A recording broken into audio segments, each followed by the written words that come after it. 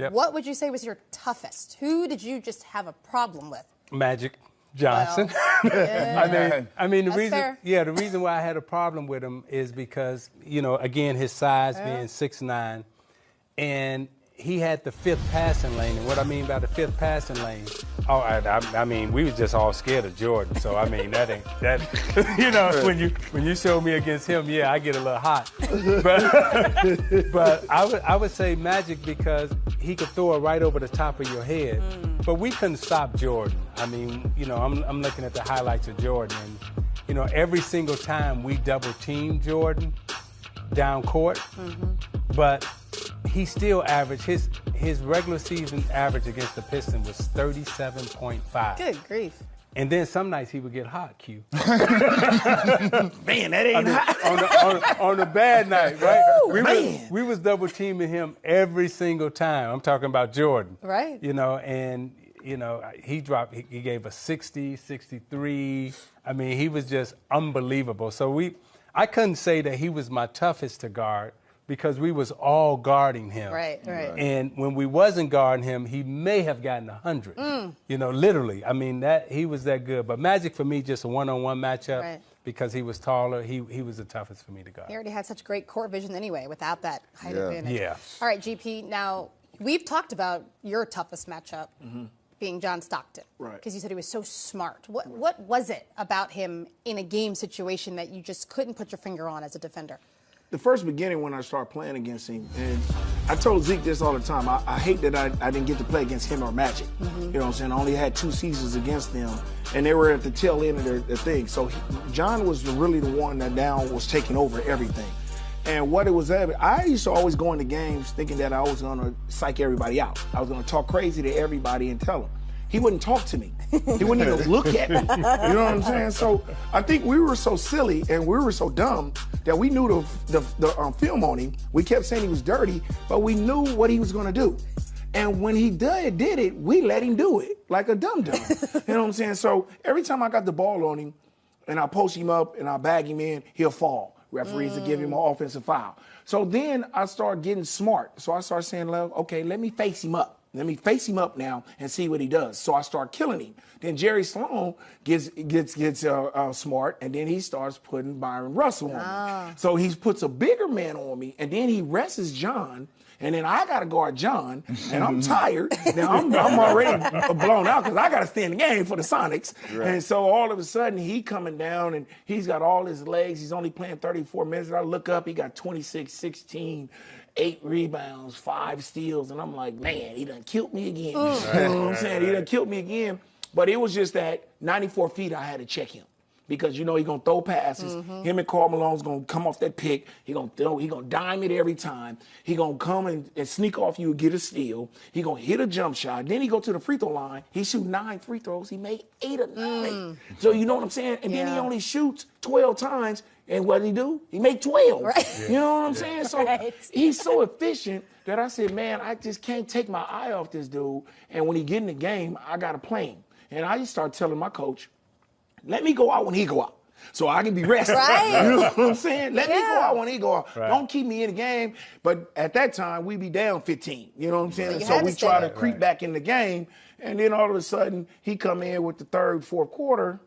And they just take off. That sounds mentally exhausting. Yeah. As well as physically That's why I used to hate playing him. I would love to play him in Seattle, but I hate to play him in Utah because we couldn't get our win out of there. They were so tough in their building that, we had to play a perfect game, and the referees was on their side. So we just had to play a perfect game to beat him there. Wait, what do you mean referees were on the side? Uh-oh. They're on their side. Don't start. Q, I'm done. Q I'm Richardson. done. Half of the Knucklehead podcast. Who was your toughest matchup? Oh, man, easily the Mamba. Oh, Kobe Bean Bryant. Yeah. That there.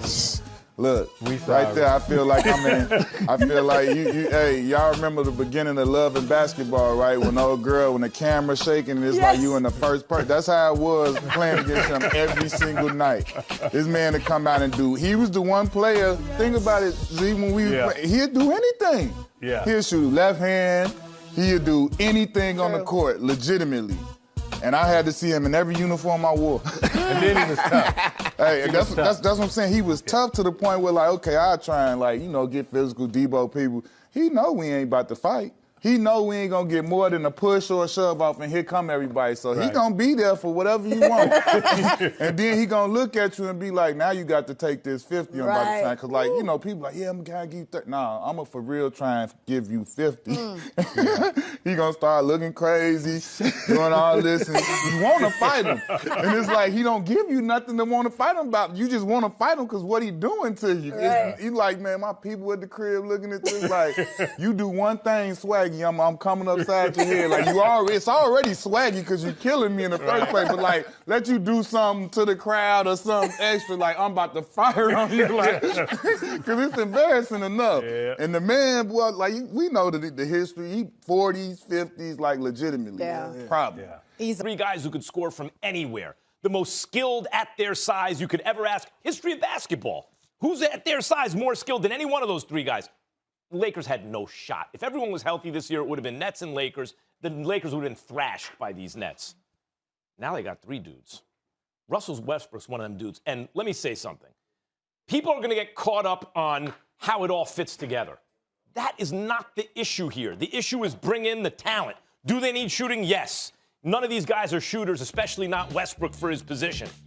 But can you find shooters? You think guys won't play on the vet minimum for this team? Of course they will. Whether they wind up with Kevin Love or they figure out a sign and trade with 3-team deal, they still have Schroeder, Talen Horton-Tucker. Those guys aren't great fits. Could they still swing something for Buddy Hield?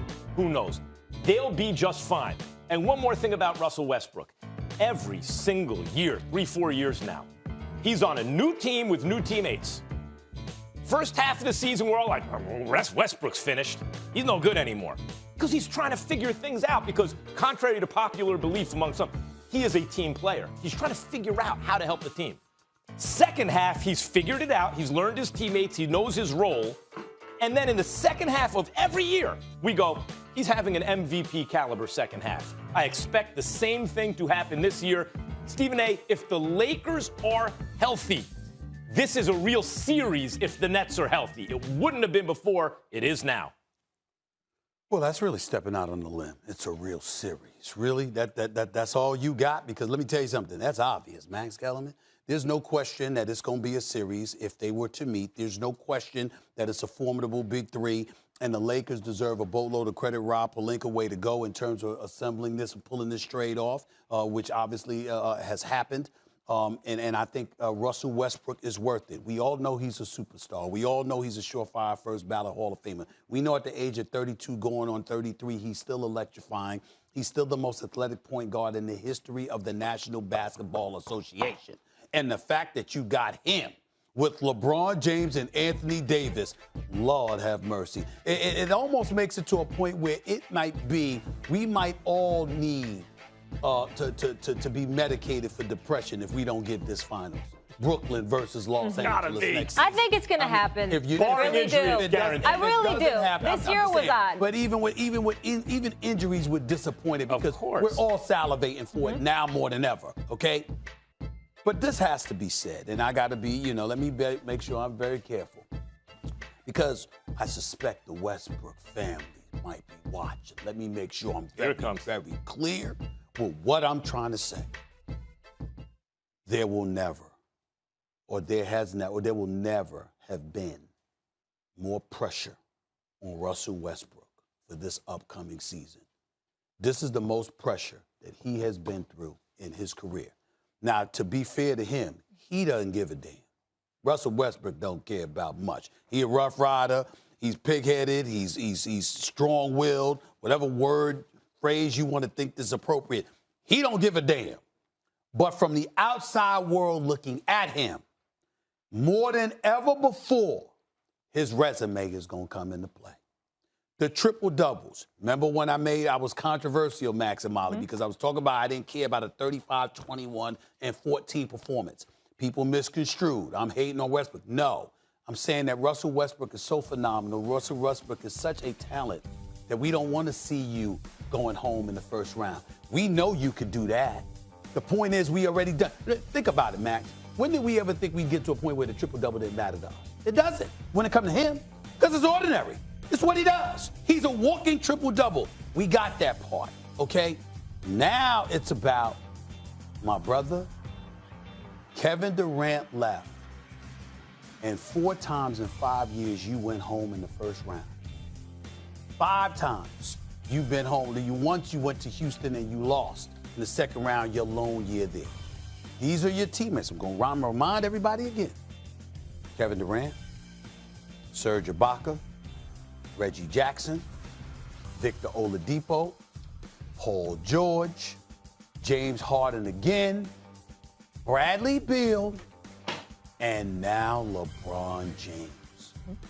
And that talent that is Russell Westbrook, surefire, first ballot, undeniable Hall of Famer. By the way, box office, you walk through the turnstiles to see a brother like that. Yeah. You walk through the turnstiles to see a Russell Westbrook. Everything he has every night. Russell Westbrook's got over $200 million and nobody blinked because we know he deserves it. We know he deserves it because he gives it to you every day. He never cheats the game with his effort. But at some point in time, we're going to be like, where's the chip? And this is where it gets real dicey for him. Because you were with Kevin Durant, and you were taking shots people felt Kevin Durant should have been taking. Then you had your time, and you became Mr. Triple-Double. Then you had Harden, who's your boy. And Harden and you ended up not wanting to play together. You go with Bradley Beal, who's one of the top 2 leading scorers in the league, him and Steph Curry last season, okay? And you with Bradley Beal. Of course, you got to the first round, but at the time that everybody was upset with what I said. They were 13 games under 500 in the Eastern Conference. So now you've overcome. Now, all of that's aside. You wanted out of D.C. They gave it to you, and they put you in your hometown. This is a UCLA product. This is L.A. This is an L.A. dude. Any kind of hype, any kind of energy, any kind of fervor that we have seen from Russell Westbrook is expected to elevate even more significantly. So when you look at all of those things, and the fact that if LeBron James alone was your teammate, they would have expectations. But now you got LeBron and Anthony Davis. There has never been, ever, in the career of Russell Westbrook where the eye of the storm will be on him because we're all going to be looking to see how he messes, how he ingratiates himself within their system, playing with LeBron and AD. Right? And then you just got to go add a few pieces, some shooting, things to that nature. But look, you got David Fizdale over there who was with LeBron James and Dwayne Wade when those guys were punishing people on the low block and learning how to cut and slash and play off of one another, getting out in transition. We'll see that happening. And by the way, they have the best player development coach in the game in Phil Handy that hasn't got his chance to put his hands on Russell Westbrook.